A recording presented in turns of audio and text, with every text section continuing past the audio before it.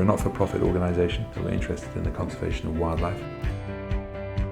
We achieve conservation through an integrated approach to land management, which basically allows us to carry out other forms of activity, human activity on that land without those activities impinging upon our ability to achieve conservation.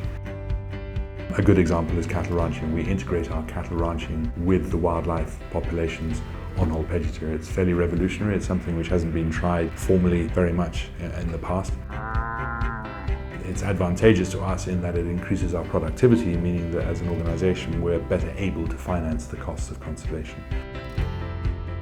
The history of cattle ranching on Old Pejeta dates back to, say, early 1950s. At that time, no wildlife were condoned at all. Later in the years, wildlife conservation was adopted at Old Pejeta in a big way. Now, since we've been integrating the two together, we had to make some adjustments. The increase in predators means we had to find ways of protecting our cattle better at night. We want the tourists to see the predators and enjoy them, and therefore we have to learn to live with them with the cattle. Thinking of the whole scenario of wildlife livestock integration and looking at the challenges, the predation, the competition on available resources like water and grazing, you really need a very hardy animal. The Boran is sort of one of the indigenous breeds of animals that are able to convert straight grazing, natural pasture, into beef within an economical period of time. Boran also has an incredible herd instinct, which makes it easier to manage in a wildlife situation. And for all those reasons, Boran is the best animal to keep. On top of all that, the Boran is in big demand all over Africa, and we are one of the biggest breeders. Thinking of conservation, we are trying also to look at other indigenous breeds of cattle.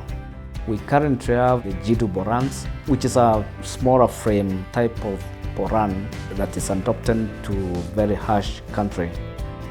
Not forgetting the Ankore cattle, we've identified them as a breed of animals that is quite resistant to some of the diseases that you find, especially tick-borne diseases.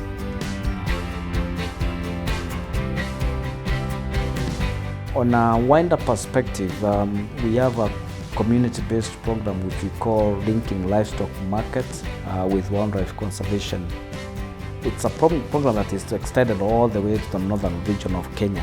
What we do is we buy their cattle in view of helping them reduce livestock densities and pave way for wildlife conservation.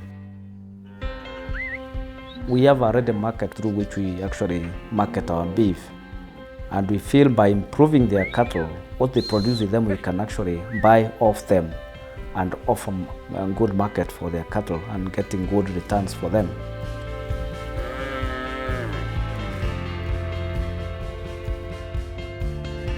I think Old Pejeta is important because it's demonstrating that there are other ways of achieving conservation.